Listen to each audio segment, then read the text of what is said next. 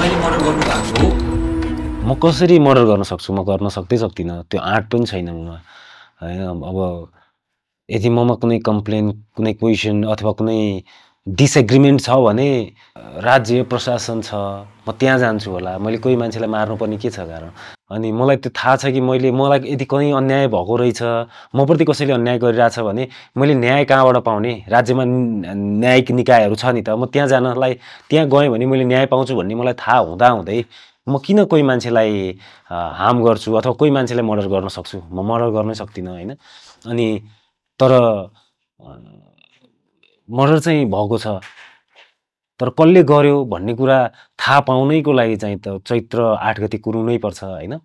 अनि तर नर्मली मेरो केसमा भन्ने हो भने म नितान्त एउटा बिजनेसम्यान हो, आफ्नो काम गरी खाएको मान्छे हो हैन। आफ्नो काम गरेर आफ्नो भनौँ न सबै आफ्ना ड्रिमहरू पुरा गर्दै हिँडेको मान्छे हो। मलाई आफ्नै काम गर्नुमै फुर्सद छैन। मेरै कामहरू कति धेरै यो अल्पत्र भएर बसिरहेको छन्।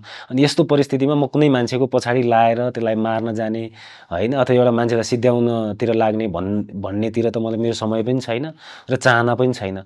अनि तर एउटा सस्पेक्टको रूपमा मलाई पनि राखिएको रहेछ हैन। मलाई त्यो सुन्दा एकदमै नरमाइलो लाग्यो, दुःख लाग्यो। तर यस्तो खालको हरकत मबाट चाहिँ हुनै सक्दैन, किनकि मलाई थाहा छ मेरो इज्जत, मान, प्रतिष्ठा के हो भन्ने कुरा मलाई राम्रोसँग थाहा छ। र यस्तो घृणित काम गर्नलाई म कहिले पनि अगाडि सर्दिनँ।